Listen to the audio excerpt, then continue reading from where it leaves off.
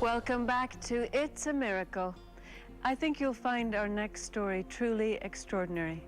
When it happened in 1986, it shocked the nation.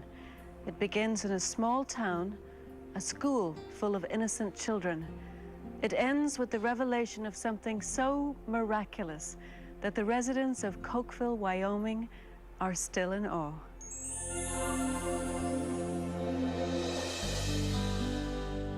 Cokevill, Wyoming is the kind of town anyone would love to raise children in. The setting is beautiful, the community is close-knit, and it's safe, or so everyone assumed. May 16th, 1986 started out like any other day. I had just returned from the lunchroom and was sitting at my computer doing the lunch count. I looked up and saw this man and woman approaching the counter at my office. Hi, what can I do for you? You and this entire school are being taken hostage. This is a revolution. Let me show you how easy it would be to blow this school up. To her horror, Christine Cook saw that the man, David Young, was attached to a homemade bomb. And he said, "This is connected to my wrist. If I move my wrist, it will go off. If anybody bumps, hits, or shoots me, it's over." You only had to look into his eyes. I have never seen eyes like that before in my life. I hope I never see eyes like that again. Stop. Get over here by me. What? Is he joking? Now. Now. I felt totally helpless. By that time, he had us taken hostage. And he just said, "Follow me."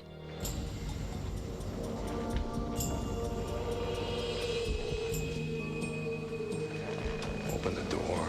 As we walked into the classroom, I felt extremely sick to my stomach because I realized that it was no longer just a few adults that were in trouble, that we had children now involved too.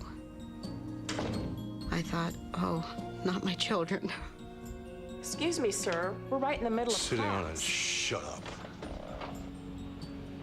This is a revolution. You are all hostages. First grader Nathan Hartley was sitting nearby. He was very wild looking. He kind of walked in and took charge of the place. Also present that day was 6-year-old Katie Walker. We just thought he was coming for a school assembly. And then, as we were sitting there, the guns started to line along the chalkboard, and we didn't really realize what was going on, but as more guns lined the chalkboard, we kind of got a little bit scared and didn't really know what he was going to do. Meanwhile, David Young's wife, Doris, began rounding up the rest of the school children and staff. Katie's sister, Rachel, and brother, Travis, were among the new arrivals. My teacher called us and said, "We need to get to this assembly." I don't even think that the teachers knew what was going on at first. We were very trusting. We felt safe. When everyone had finally assembled, Young told them that he had a bomb and that he was prepared to use it. The man told us it would level our whole town, that none of us would survive. And that's always stuck with me. With everyone duly warned, it was now time for David Young to tell the world what he wanted. The man chose our principal, Mr. Axel, to be his spokesperson. It's time to make that call. You tell him my demands. Young's demands included $2 million ransom per child for a total of more than $300 million. Little Nathan Hartley's father, Ron, would be the chief investigator. We didn't have that kind of money in all of the state of Wyoming, let alone be able to raise that in Cokevill. You have no resources. And so you're just standing there with this profound, empty, gut-wrenching fear. Like Ron Hartley, paramedic Lena Walker's 3 children, Travis, Rachel, and Katie, were also trapped inside. I had just become certified as an EMT, and this was actually my first run.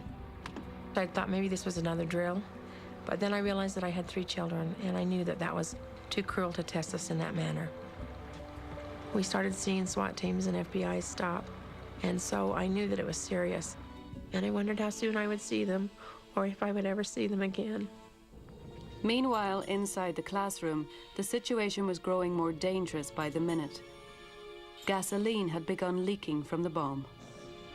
And it made us sick. And it started giving us headaches because it was in that room and it was strong. Could we open a door, please? At first, he didn't really want us to, but he did relinquish and let us do that. He made us barricade the doors so that the kids couldn't sneak out. The atmosphere in the room was very, very tense. The children were very upset, and we were all really afraid that somebody would bump him and accidentally make the bomb go off. Can I get some tape and make a square around you to keep the kids away from you? And so they got some masking tape and they drew a square around him. Okay, kids, we're playing a game now. You need to stay out of the square. He told us, kids, this is the magic square, and don't go near the square, because if you go in it, the man said he'd shoot us. By now, news of what was happening had reached the students' parents, and they began gathering outside. It was a terrible experience that day to see people so scared and so fearful for their own children. You cannot cross over this line. I can't let you do it. Please, stay back. I needed to help keep the parents away from the lines so that if anything did happen, that the EMTs and firemen could get in and rescue the children. After 2.5 hours, the situation was at a standstill. Something had to give. We started getting really scared. He was telling us things about our families, that we wouldn't see them again. And I'm not for sure who said it, but someone said, let's have a prayer. I could see little groups of children getting together, and their heads were bowed and they were praying. I was watching him at the time, and I noticed that there was sweat on his forehead, and he was just acting more nervous. And when I saw him starting to change some, all of a sudden, this calm feeling came over me. And I don't really understand what happened there, except that I knew that something was changing. As the man was getting more and more nervous, he needed to go somewhere to regain his composure. Doris. Hey, Chris, I gotta get out of here for a minute. So he handed the trigger to his wife to hold until he got back. After the man left the classroom, the children got quite noisy for a bit, and the woman says, "It's too noisy in here." Right, listen up. It's quiet time. It's quiet time. Fearing the children would upset the woman now in control of the bomb, their teacher appealed to them. It's quiet time. It's quiet time, children. And she said, "Children, we need to be quiet because teacher's getting a headache." She moved her hand to her head, and then the lady with the bomb said, "I'm getting a headache too." And as she said it, she raised her hand to her head. And as she raised her hand, I just for a split second realized it was the hand with the cord on it.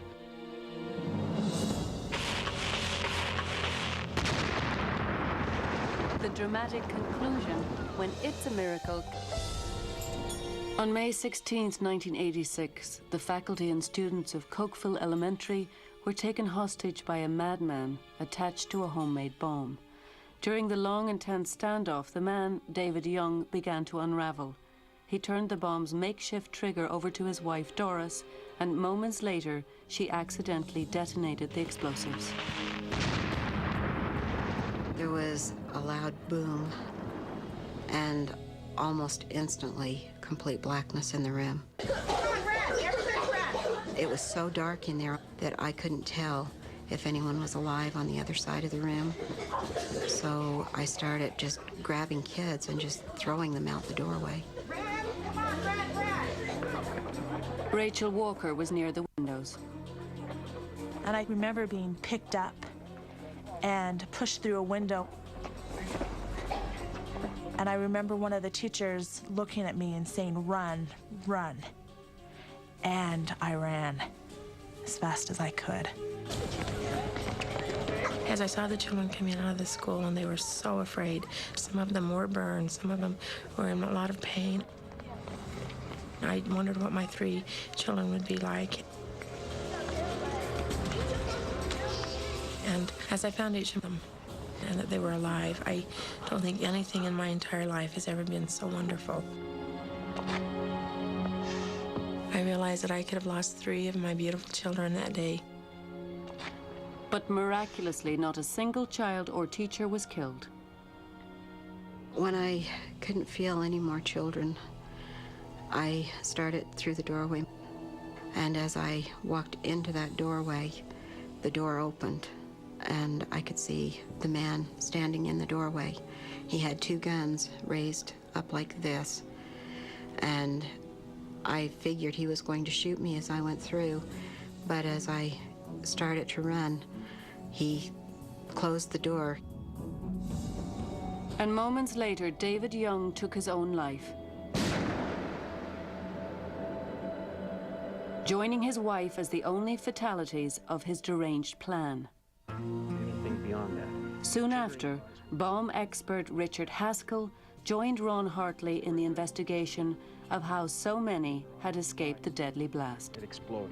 I just looked him right straight in the eyes and I said, "Ron, what happened here is a miracle."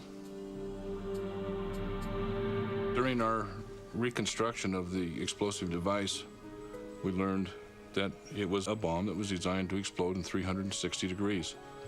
But for some strange reason, instead of exploding out into the room, it went straight up into the air. I've been involved with explosives for too many years to not think that something had intervened to save those children. The amazement of professionals involved in the case was not limited to law enforcement. The state brought in psychologists, and all of us kids had counseling sessions to help us kind of come to grips with this. While I was in one of these sessions, the psychologist, he was really asking a lot of deeper questions, trying to bring everything out. And I started to tell him about my story. I was just sitting out there, just outside of the Tape Square, playing with Legos with my friends. And I happened to look up, and I saw a lady dressed all in white, floating above the ground. She told me to get up and go to the window. And as I was walking, I could see that there were angels everywhere in there. Yes, I saw an angel. When Nathan Hartley's father, Ron, heard about the angels, his first reaction was disbelief. Nathan, we've always talked to you about telling the truth. Are you sure you saw an angel? I really saw an angel. And what did this angel look like? She looks like Grandma Meister. And I told Nathan, I said, "Look, your Grandma Meister's still alive. She's not an angel." But Nathan was so emphatic. So as a good cop, I get out the mug shots, which is our book of remembrance. Nathan, I want you to show me the picture of who you think your angel is. And as we were going through it, we had a picture where it has both my Grandma Meister and my Grandma Elliott. That's her. That's my angel, Grandma Meister. It's not Grandma Meister, that's Grandma Elliott. Grandma Elliott had been dead for 3 or 4 years at that time. He had sat on her lap once when he was 2, and that's the only time he'd ever seen her. I finally just said, Nathan, why didn't you tell me this before? And he just looked right at me and he said, Dad, you wouldn't believe me. And it looked just exactly... But what he heard next convinced even the veteran police officer that something miraculous had indeed happened that day. Just before the bomb went off, the angels circled it, kind of ringed around it. And what I think is that when they did that, the bomb went off and they kept in a lot of the force. I had all the unexplainable physical evidence that I've been dealing with for the last 2 months. And then when he told me And what did this angel look like? the other side of the story, it fit like a glove. Because the bomb technicians told me they don't understand why this bomb seemed to just go straight up into the ceiling. I have no doubt that this is a miracle. Word of Nathan's revelation didn't take long to spread through the small town. After I'd heard what Nathan was talking about, I decided that I needed to go home and really visit with my daughters. Tell me what you saw. We saw an angel, Mommy. Well, what did it look like? And Glenna's children also had a miraculous story to tell. As I was coloring, I just kind of looked up and I saw a woman standing there, and she was dressed completely in white. She said, Katie, I want you to know that I love you and I will always love you and everything will be okay. I think at first my mom thought that it was just a child's imagination. She had a long white dress, and she was floating too. But when we kept on telling her and we didn't stop, that she thought maybe there's more to this than what we know. Maybe they really did see angels. And she looked like you, Mommy. As Glenna listened, a strange feeling of recognition came over her. Stay right here. I'll be right back. And I remember her going out of the room and coming back with a locket. And she opened that locket, and there was my angel. That's her. That's the angel, Mom. That's my mother. She was your grandmother. And my mom just started crying. And that was her mom that died when my mom was 15. And she's our angel. And that's the only picture my mother has of her mother.